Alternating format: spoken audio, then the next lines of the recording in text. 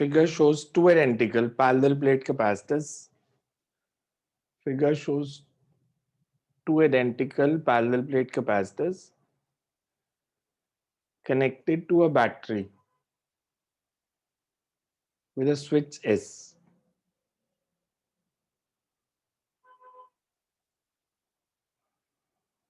The switch is now opened in the free space between the plates of capacitors is filled with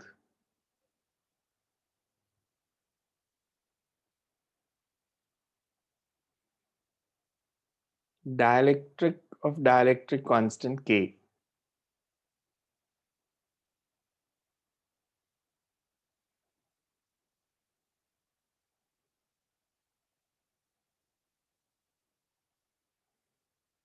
Find the ratio of electrostatic energy stored in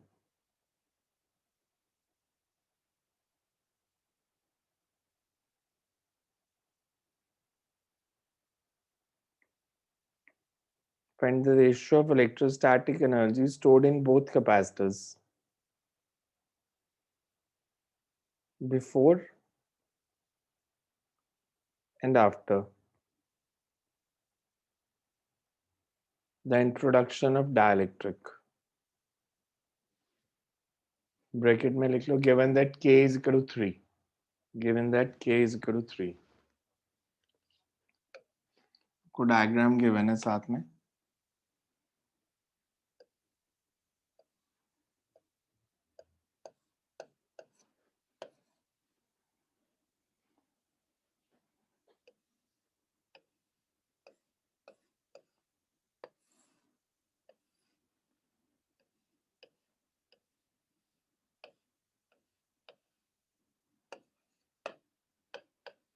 So two identical capacitors, both have capacitance C. हमें दिया initially switch closed as switch is opened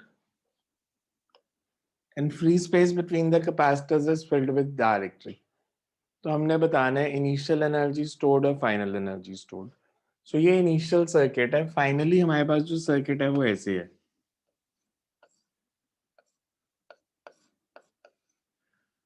With switch S open.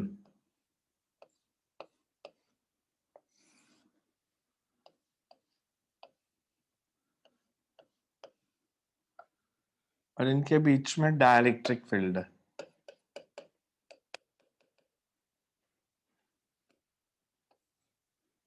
Initial energy stored in both the capacitors to the final energy stored in both the capacitors.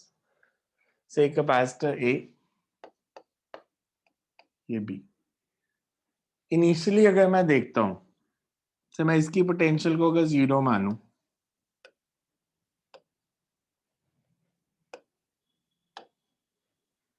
दोनों capacitors के cross potential difference same है,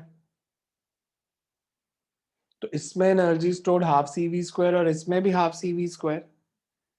हमने जब dielectric डाल दिया और dielectric constant 3 दिया, हमने डाइलेक्ट्रिक डाला और डाइलेक्ट्रिक कांस्टेंट 3, तो अगर इसकी कैपेसिटेंस C है, ये भी C है, this will be 3C, this will also be 3C. Capacitance 3 times बढ़ जाएगी डाइलेक्ट्रिक डालने से. Yes, sir. इसकी पोटेंशियल 0, इसकी V, ये 0, ये V, बट ये V नहीं हो सकती बिकॉज ये स्विच ओपन है. अब मैं इसको तो 0 ले सकता था, बट मैं इसको V नहीं ले सकता बिकॉज यहां से स्विच ओपन है. तो जो कैपेसिटर B है उसको हमने बैटरी से अलग कर दिया स्विच ओपन करके. तो A और B में फर्क यह है कि A अभी भी बैटरी के साथ कनेक्टेड है और B बैटरी के साथ कनेक्टेड नहीं है. तो A के लिए पोटेंशियल डिफरेंस सेम रहेगा, वेयरएज B के लिए चार्ज सेम रहेगा. यही कंसेप्ट किया था ना कि अगर बैटरी कनेक्टेड है तो V कांस्टेंट रहता है, बैटरी डिस्कनेक्टेड है तो Q कांस्टेंट रहता है. तो A बैटरी के साथ कनेक्टेड है अभी भी, स्विच से उसको कोई फर्क नहीं पड़ रहा, पर B को हमने बैटरी से डिस्कनेक्ट कर दिया, तो B कैपेसिटर पे चार्ज कांस्टेंट है. तो A के लिए अगर मैं एनर्जी लिखता हूं हाफ CV स्क्वायर फॉर्मूला के साथ, C की वैल्यू 3C, तो B के लिए it will be Q²/2C। Yes.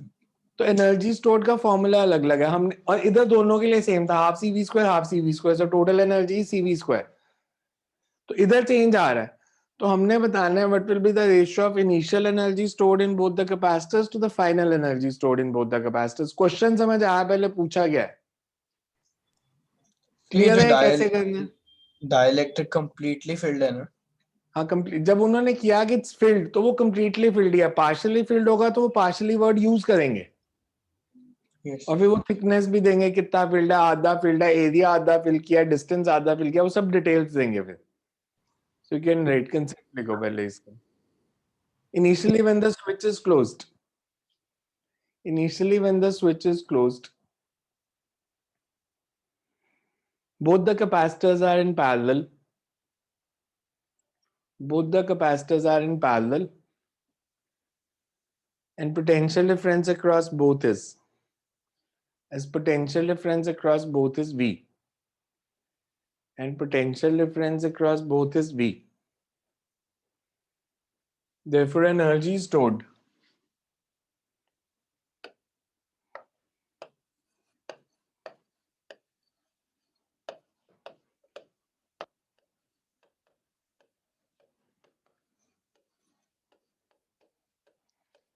energy stored in both the capacitor initially, you can say U1 is equals to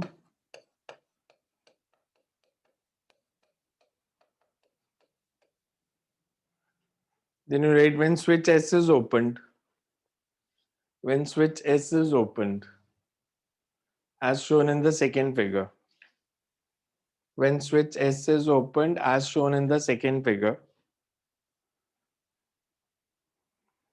capacitor A is still connected, capacitor A is still connected with the battery, capacitor A is still connected with a battery, whereas capacitor A is still connected with a battery, whereas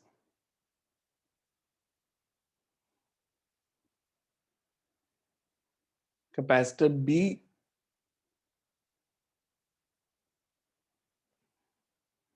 is not connected to the battery with switch open. Therefore,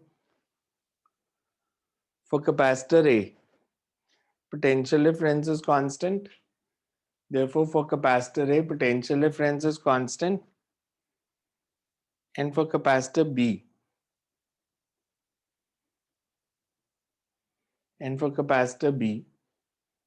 charge on the plates of capacitor is constant. And for capacitor B, charge on the plates of capacitor is constant. Whereas for capacitor B, charge on the plates of capacitor is constant. Thus, final energy is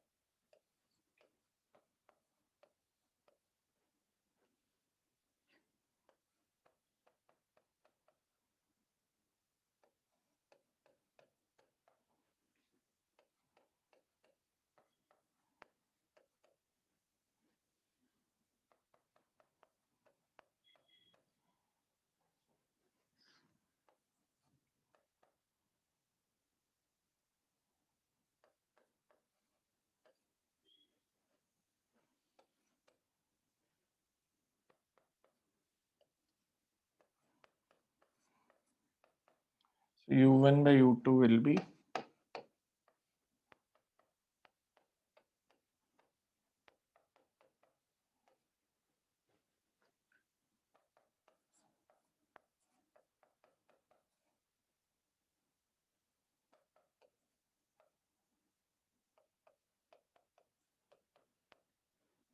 ये step देखो समझ में आ रहे हैं कि नहीं? Sir ये कैसे किया सर आपने, क्यू को मतलब सीवी कैसे लिख लिया? क्यू तो सीवी होगा ना, चार्ज कांस्टेंट है। तो सेकंड प्लेट पे कितना चार्ज था जब स्विच ओपन किया, उस पे सीवी चार्ज था और वो कांस्टेंट है। अच्छा सर, जब पहले में स्विच बंद था सर तभी चार्ज आ गया था, और हाँ तो तभी चार्ज आया ना, बाद में उस पे चार्ज नहीं आएगा ना, फिर तो स्विच ओपन कर दिया, बैटरी नहीं तो चार्ज और देना था। ठीक है सर, ये बात समझ में आ गई, लेकिन सर अगर जैसे सर पहले ही क्लोज कर लेते हैं बिना बैटरी के डिस्कनेक्ट किए तो क्यू जीरो होता है? अगर सर मतलब पहले बैटरी कनेक्ट नहीं की और मतलब जस्ट ओपन अब कर दिया। बैटरी अगर पहले ही डिस्कनेक्ट कर दी फिर तो अनचार्ज ही रह जाएंगे कैपेसिटर। पहले चार्ज आएगा ही तभी जब बैटरी, यानी तो बैटरी पहले ही हटा दी तो फिर सर्किट क्या बना, फिर तो दोनों कैपेसिटर अनचार्ज ही रह गए। नेक्स्ट, ये देखो आया समझ के नहीं आया? एक बार ऊपर करना।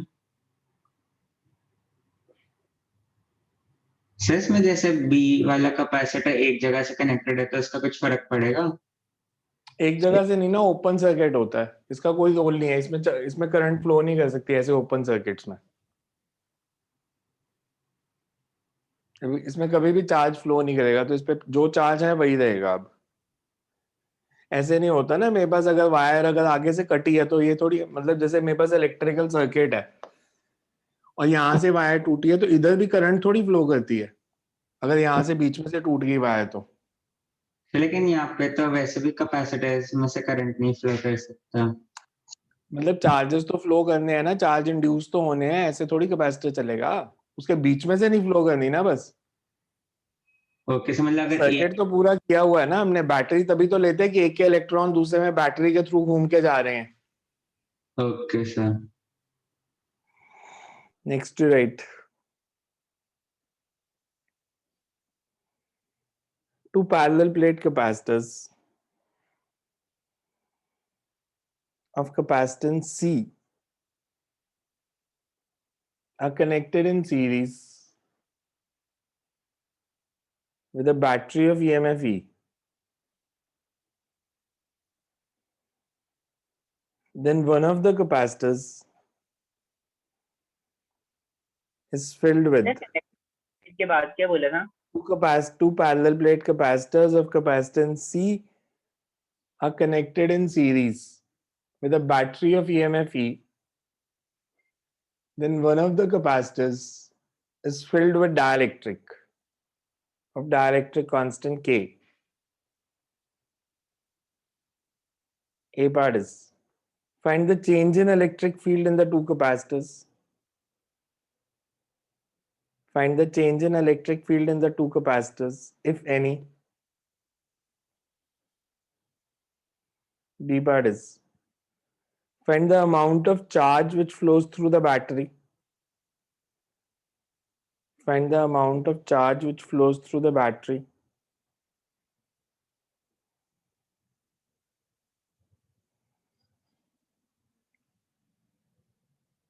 Find the ratio of final energy to the initial energy stored in the circuit. Find the ratio of final energy to the initial energy stored in the circuit.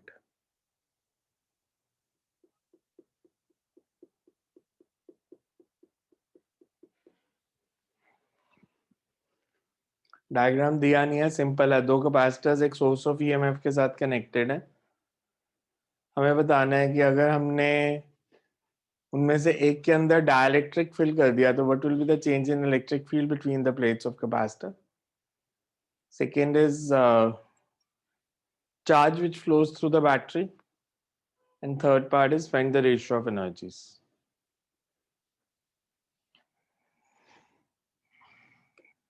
Diagram बनाऊं मैं तो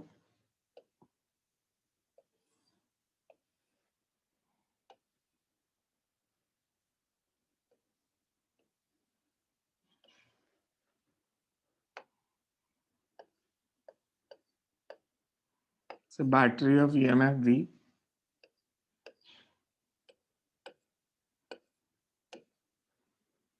इनमें से एक के अंदर डाइलेक्ट्रिक फिल कर दिया,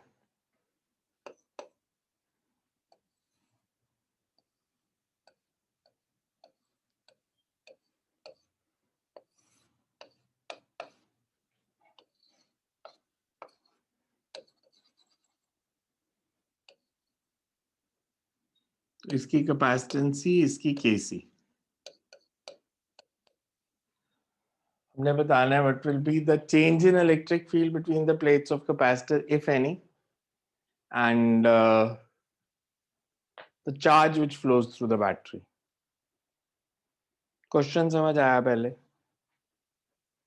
अगर मैं इनिशियल सर्किट की बात करूं,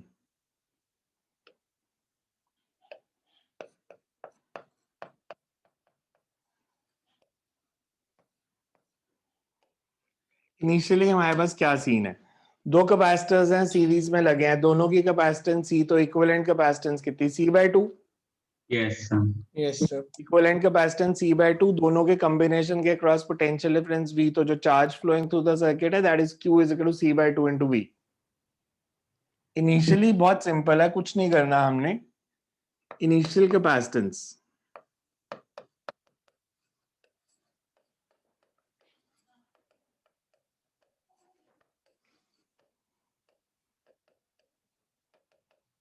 of combination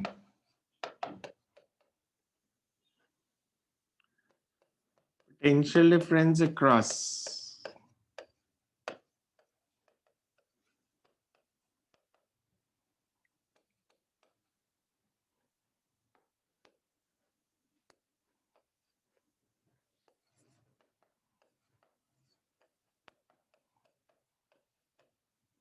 C/2 into V. मैं अभी अगर इलेक्ट्रिक फील्ड की बात करता कि electric field between the plates कितना होगा, तो इलेक्ट्रिक फील्ड कितना होगा? Sigma by Sigma by epsilon. Sigma by epsilon. Sigma by epsilon. तो चेंज निकालने तो कैसे निकालेंगे? फाइनली भी सिग्मा के टर्म्स में लिखोगे? नहीं सर 1/k हो जाएगा सर, क्योंकि सर Q तो सेम ही रहेगा और सर उससे हम V निकाल लेंगे और V is equal to ED. करो ऐसे ओरल, तो बिकॉज मैं भी सारे क्वेश्चन कर लेता था. सॉल्व करो इसको. Find the final electric field.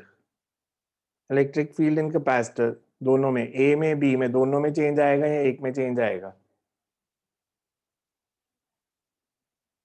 पहले ये बताओ, A और B दोनों के अंदर इलेक्ट्रिक फील्ड वेरी करेगा या एक में वेरी करेगा?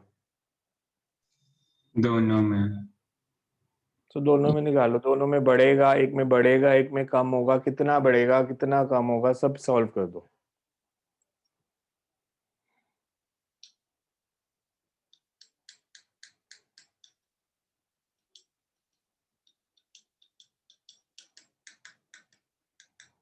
अगर मैं आपसे पूछूं अभी इनिशियली A के क्रॉस पोटेंशियल डिफरेंस कितना है?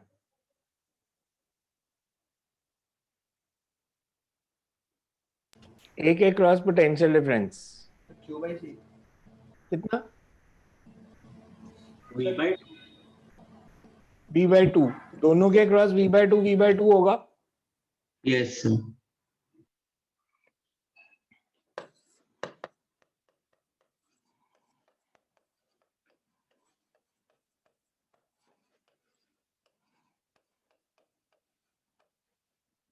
ये सबको समझ में आ रहा है? ये मैंने कैसे निकाला V/2? चार्ज कितना है? Potential difference is Q/2. मैं इसको सीधा लिख सकता था, सिर्फ प्रूफ किया V/2.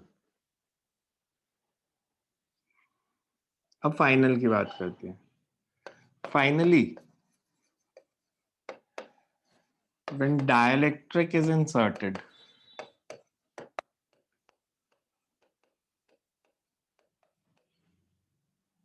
in one capacitor,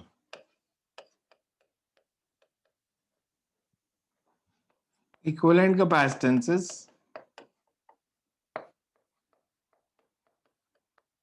यही होगी सीरीज में, CA/CB upon CA plus CB. पहले कैपेसिटर की कैपेसिटेंस है C, दूसरे की KC. इक्विवेलेंट कैपेसिटेंस कितनी आ जाएगी? KC upon K plus 1. Final charge on the plates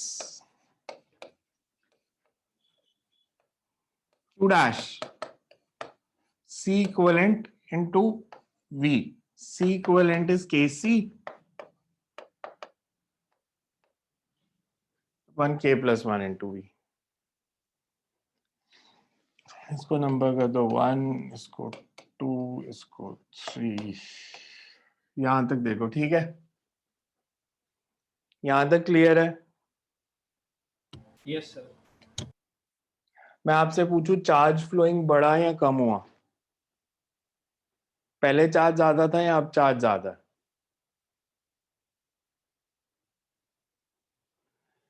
पहले चार्ज था c/2v, अब ये वैल्यू है। k की कुछ वैल्यू डाल के देख लो, k को 2 डाल के देख लो, तो चार्ज बढ़ रहा है कम हो रहा है? कम। कम हो पहले रहा था है। c/2v, अब कम कितना हो है? रहा है। अगर मैंने 2 डाला तो कितना है? 2 k by को 2 3 लिया तो 2/3 2/3 2/3 cv। पहले CV। कितना था? cv/2। तो बड़ा कौन सा है?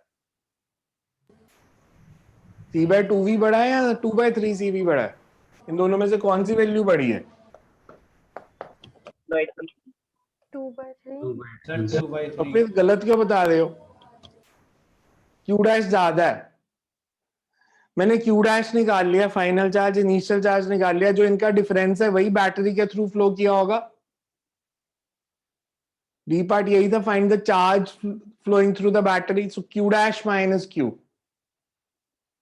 और ये 2/3 तो मैंने एग्जांपल लिया था k को 2 डाल के, बट हमने नॉर्मल निकालना है। सो इसे charge flowing through the battery.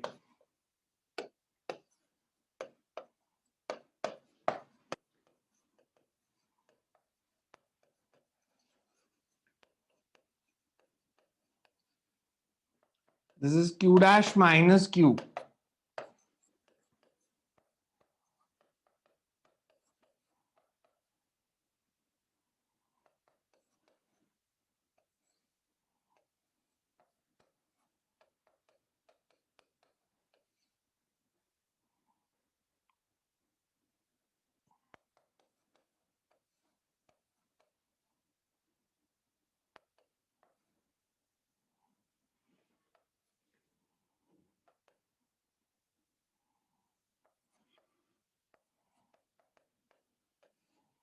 देखना यही था आंसर सॉल्व, मैथ्स में कुछ गड़बड़ ना हो।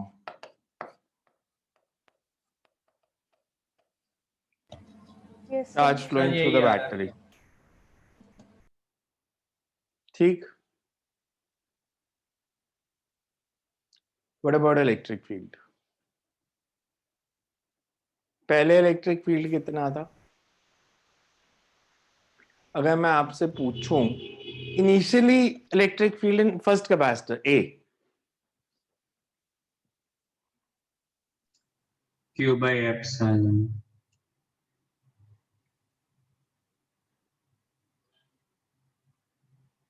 अगर ये डिस्टेंस को मैं d लेता हूं तो I can say it's v/2d,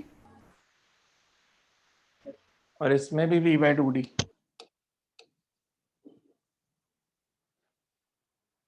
d distance between the plates है, अगर पोटेंशियल डिफरेंस v/2 है तो इलेक्ट्रिक फील्ड इज v/2d। ठीक है या गलत है?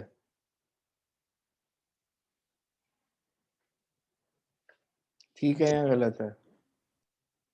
इलेक्ट्रिक फील्ड को v/2d लिख सकता हूं मैं, यस सर। बिकॉज हमारे पास रिलेशन था v = ed, तो e is v/d। तो अगर पोटेंशियल डिफरेंस v/2d है तो v/2 है तो v/2d और v/2d। अच्छा, अगर मैं पूछूं फाइनल पोटेंशियल डिफरेंस इसमें कितना है, ए में कितना है, इसके अक्रॉस पोटेंशियल डिफरेंस कितना होगा, v'। चार्ज कितना था, सर qa-c। q'/c, और इसके अक्रॉस पोटेंशियल डिफरेंस कितना आ जाएगा, q'/kc। और q' हमने निकाल लिया।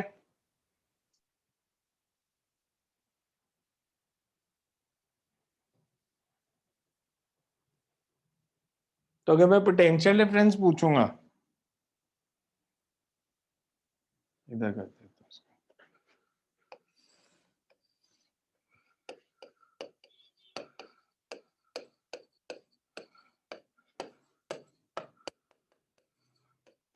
q'/c कितना आ जाएगा,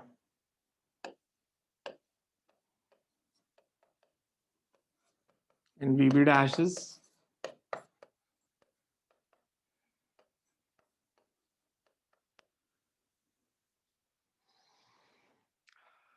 पहले V/2 था दोनों में, ये V/2 से ज्यादा है या कम है? अगेन 2 डाल के देख लो K को, ये V/2 से ज्यादा आएगा या कम आएगा? अगर ज्यादा मैं है, K की वैल्यू 2 लेता हूं तो ज्यादा है। सर ज्यादा 2/3, 3 लूंगा तो 3/4, तो ये तो ज्यादा ही आना है। ये वैल्यू, ये वैल्यू V/2 से ज्यादा है, V/2 से कम है? K हमेशा 1 से बड़ा होता है। तो कुछ भी हो सकता है। K 1 से बड़ा होता है तो कुछ भी हो सकती है। अच्छा मेरे को बताना, V/2 से ये हमेशा V/2 से नीचे, सर, डिनोमिनेटर छोटा हमेशा 2 होगा। से बड़ा नहीं आना, सर छोटा होगा। तो छोटा है। तो ये हमेशा कम ही होनी है। तो B के क्रॉस पोटेंशियल डिफरेंस हमेशा कम ही होना है, A के क्रॉस हमेशा बढ़ना ही है। तो इलेक्ट्रिक फील्ड किस में बढ़ा और किस में कम हुआ? Electric field is V/D, D तो चेंज किया नहीं हमने। तो अब इलेक्ट्रिक फील्ड अगर मैं लिखूंगा तो E dash, it's V dash by D।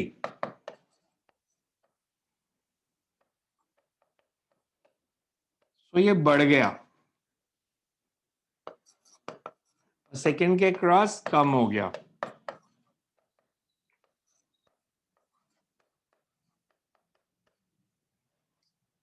So potential difference increases across A, electric field increases between the plates of capacitor A, electric field decreases between the plates of capacitor B. Third part हो जाएगा energy stored, initially और finally. Initially energy stored कितनी है? Half into C/2 into V, half into C to V/2 का square into half into C/2 into V का square. Final energy half into Kc/1 plus K into V square. half C equivalent into V square. So you can say initial energy is C part. Board में ऐसी कोई एक part पूछ लेंगे, मतलब ये तो जैसे 3 पार्ट से बड़ा क्वेश्चन हो गया, बोर्ड में इतना बड़ा नहीं आता, बट इसका कोई एक पार्ट पूछ लेंगे। सो इनिशियल एनर्जी इज,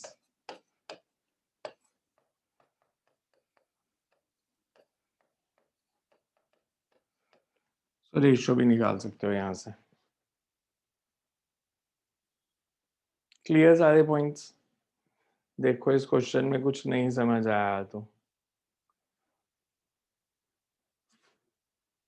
एक एक स्क्रीन देखते जाओ। ये वाला देख लो पहले, इसमें कोई डाउट है जितना बोर्ड पे अभी किया हुआ?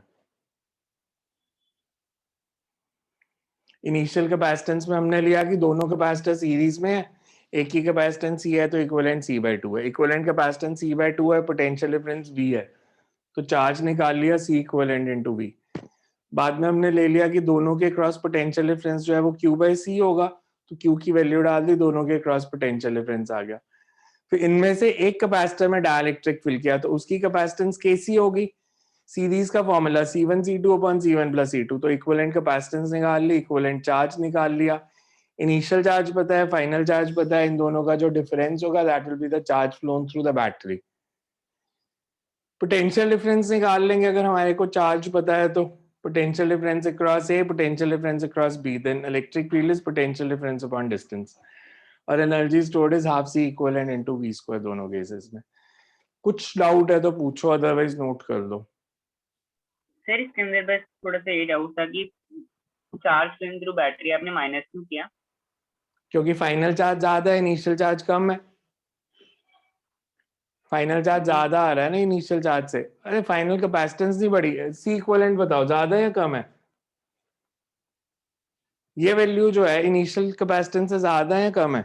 K हमेशा 1 से बड़ा होता है, ज्यादा है सर।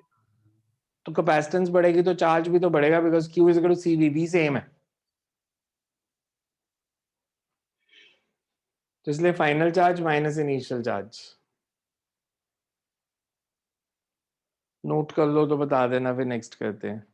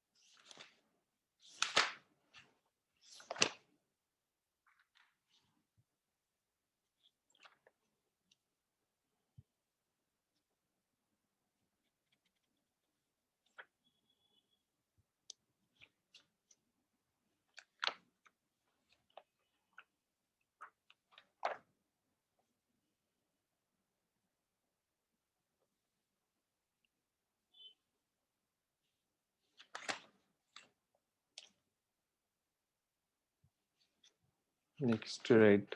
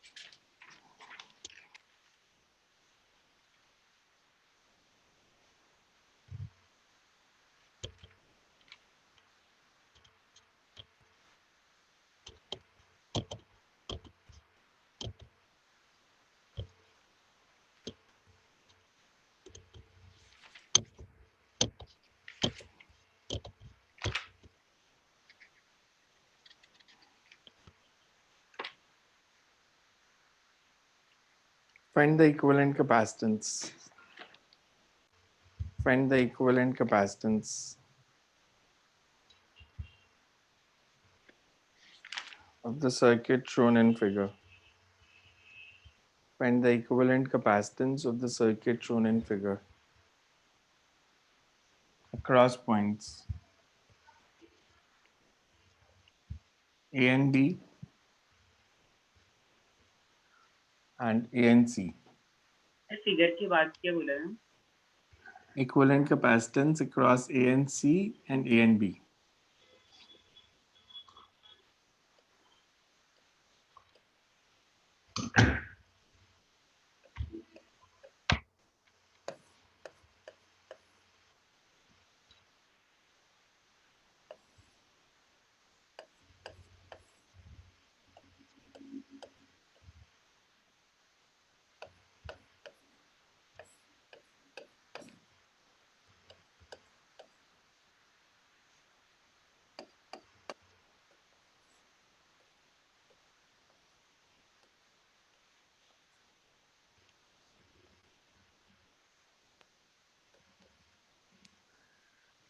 ए और बी के क्रॉस निकालनी है, कैपेसिटेंस कितनी है, और ए और सी के क्रॉस निकालनी है कितनी है।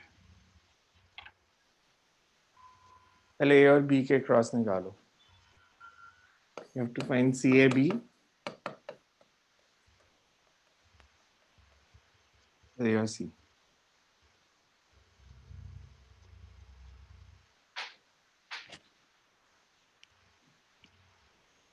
बोर्ड का क्वेश्चन है, इजी है बिल्कुल।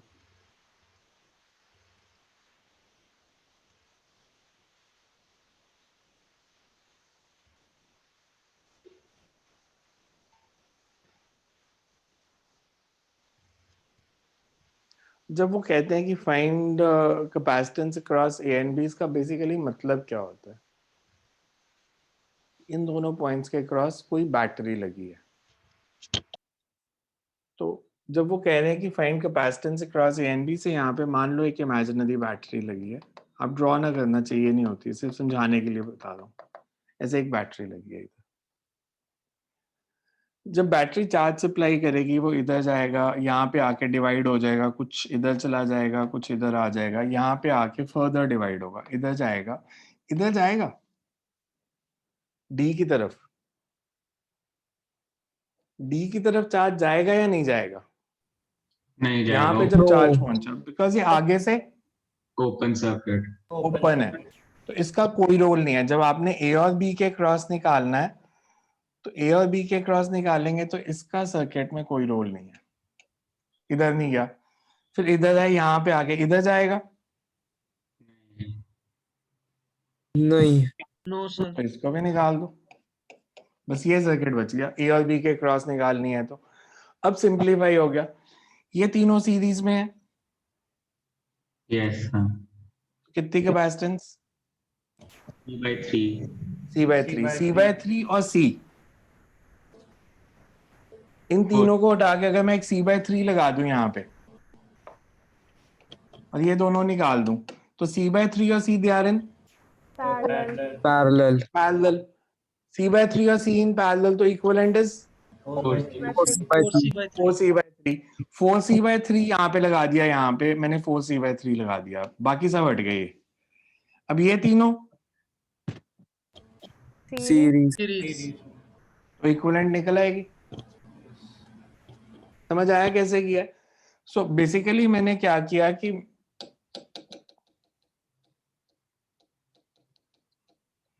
पहले हम कंसेप्ट लिख देंगे, because C and D are open ends. So अगर हम कैपेसिटर्स को नंबर कर दें एक्सप्लेनेशन लिखने के लिए,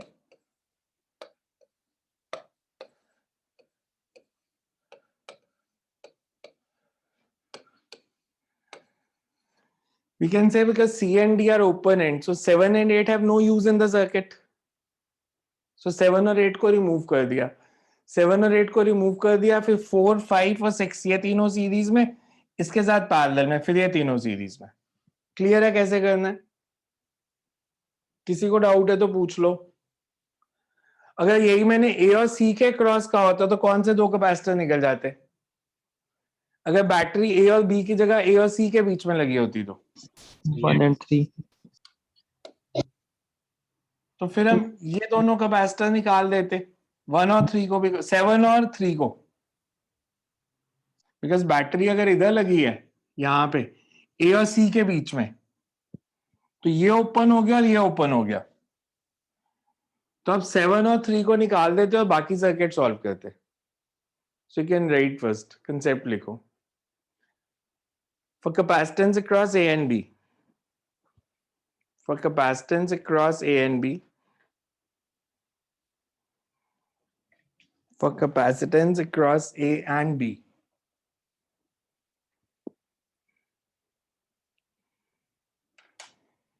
Seven and 8 can be removed. 7 and 8 can be removed because C and D are open ends.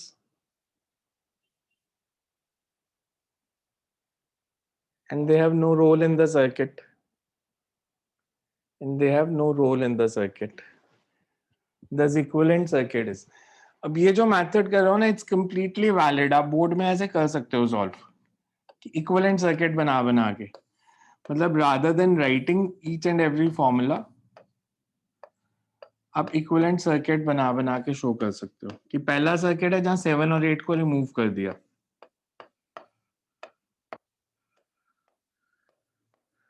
अगला सर्किट बनेगा कि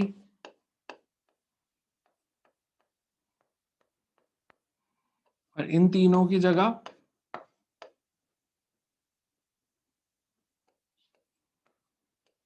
C/3, फिर C/3 और C, next circuit would be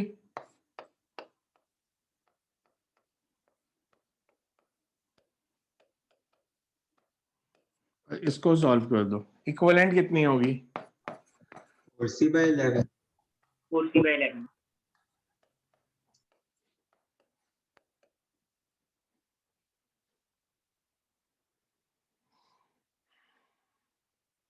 ठीक है, कितना आया? 4c/11। yes similarly across A and C solve कर दो, ऐसे ही डायग्राम्स बना बना के। Find equivalent capacitance across A and सी।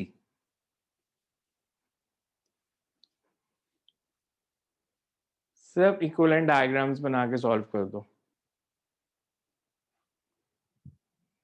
7 और 3 को रिमूव करना है।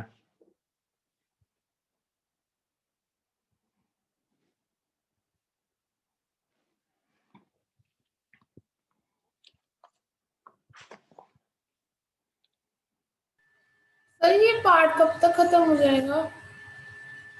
इलेक्ट्रोस्टैटिक्स नहीं सर, ये कैपेसिटेंस हो रहा है।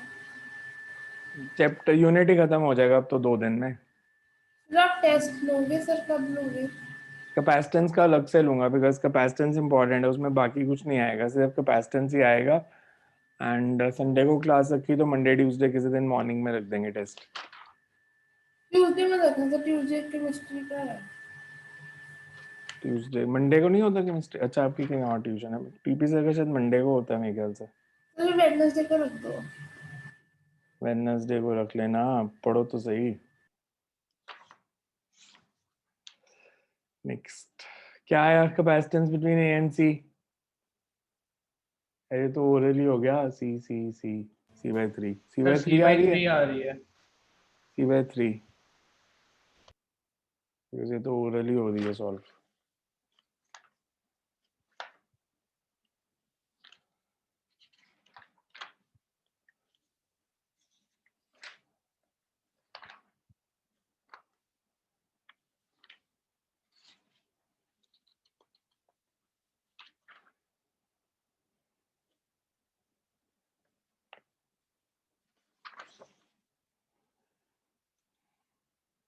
इस साल बोर्ड का क्वेश्चन लिखो, वैसे जल्दी करना, इसमें टाइम ना लगाना। एनसीईआरटी का भी इस साल बोर्ड में भी आया था, मतलब स्कूल के लिए तो ये भी कर लोगे तो बहुत है। 12 picofarad capacitor,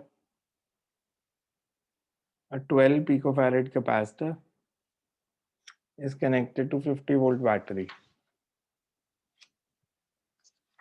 Find the energy stored in the capacitor. Sir, एक बार Repeat करना। question repeat. A 12 picofarad capacitor is connected to 50 volt battery. Find the energy stored in capacitor. अब इससे आसान क्वेश्चन तो मिलना भी नहीं कहीं ढूंढ के भी।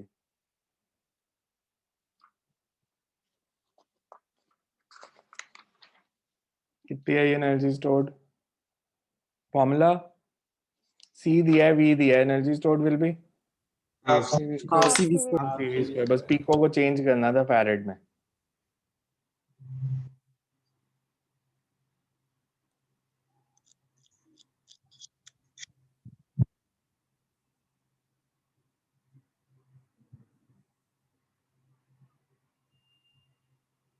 Pico is 10 to the power -12।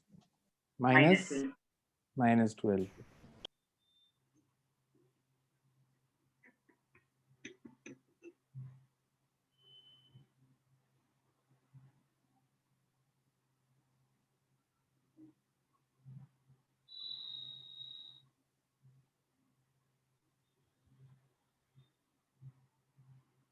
-1.5 into 10 raised to -8.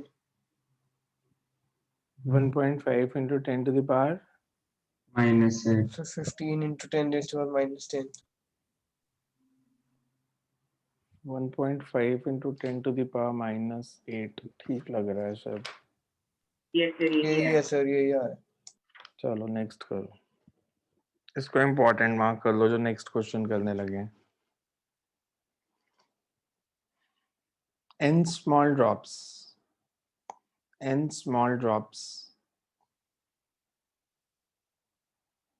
charged to potential V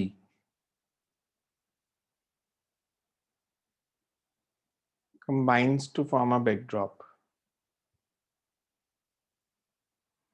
N small drops charged to potential V combines to form a big drop. Find the potential of big drop. Find the potential of big drop. से एक बार repeat कर दो। N small drops charged to potential V combines to form a big drop. Find the potential of big drop.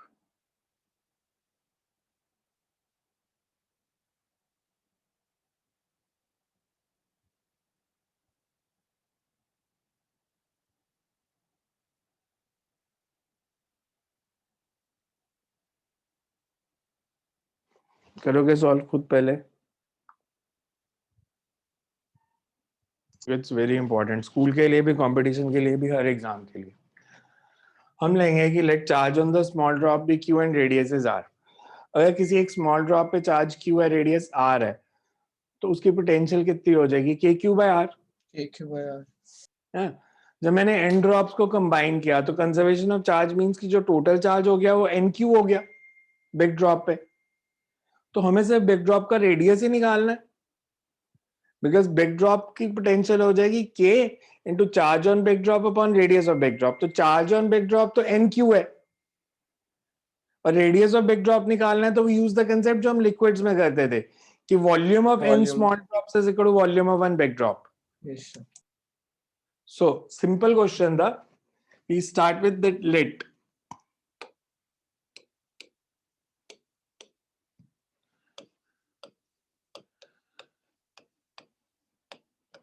Let charge on each small drop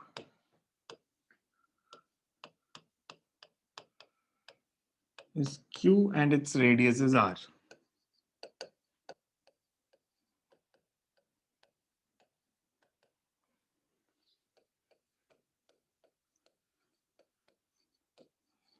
So potential of small drop is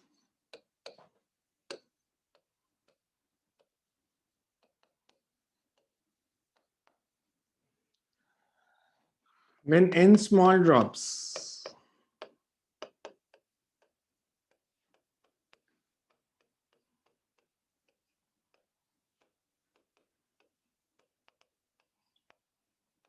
combines to form big drop.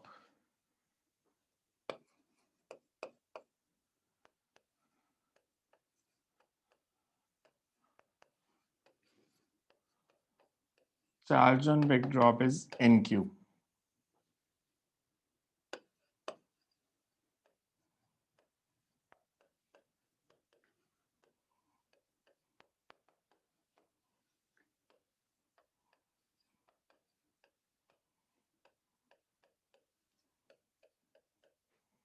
So you can say 4/3 pi r cube.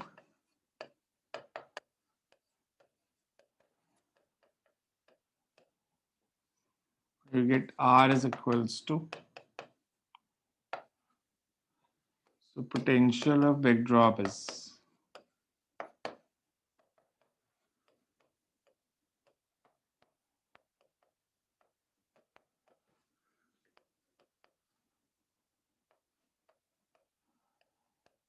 potential of big drop is n raised to power 2/3 times potential of small drop. Step देखो ये समझ आया ये step कि अगर n drops combine Yes. करेंगे तो charge will be nq और फिर ये हम 11th में भी ऐसे ही करते थे कि volume of big drop is equal to volume of n small drops. तो ये result को याद रख सकते हो. अच्छा इसी क्वेश्चन में अगर दिया होता small drop has capacitance C, what will be the capacitance of big drop? If capacitance of small drop is C, what is the capacitance of big drop? हमने spherical capacitor में क्या पढ़ा था? Capacitance is 4 And pi Pi epsilon r. epsilon naught R. 4 pi epsilon naught R. मतलब capacitance is directly proportional to R. तो यहाँ पे radius कितना बढ़ रहा है?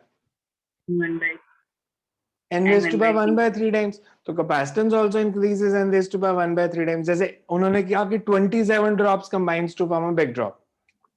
So 27 raised to power 1/3 is 3.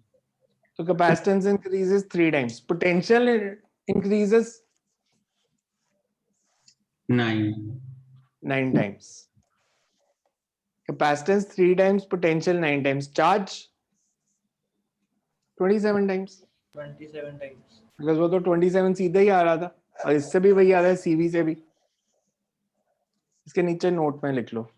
Similarly, ये समझ आ गया तो इसके आगे नोट में लिखो. Similarly, capacitance of spherical capacitor. Capacitance of spherical capacitor is directly proportional to capacitance of spherical capacitor is directly proportional to the radius. Capacitance of spherical capacitor is directly proportional to the radius. Therefore,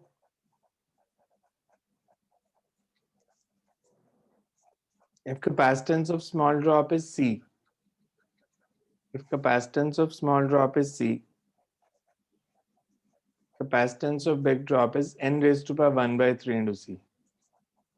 Capacitance of big drop is n raised to power 1/3 into C.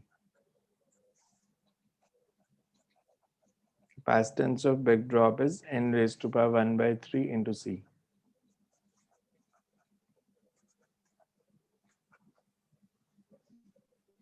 HC के question करने शुरू किए हैं अभी नहीं किए? HC के backlog इकट्ठा हो जाएगा, शुरू कर दो अगर नहीं किए तो. मतलब you will get 3-4 days because ये वाला चैप्टर की थ्योरी ऑलमोस्ट कल खत्म हो जाएगी, बट करंट इलेक्ट्रिसिटी जब तक हम न्यूमेरिकल पार्ट पे पहुंचेंगे तो 3-4 दिन तो लग जाएंगे बेस बनाने में। तो तब तक आप कोशिश करके कैपेसिटेंस के क्वेश्चन करो। सारे नहीं कर पाओगे बिकॉज इसमें आरसी सर्किट दिया है। मैं आपको बता देता हूँ किसके आगे मत जाना, बिकॉज आरसी सर्किट एचसी ने इस चैप्टर में दिया, हमने उसको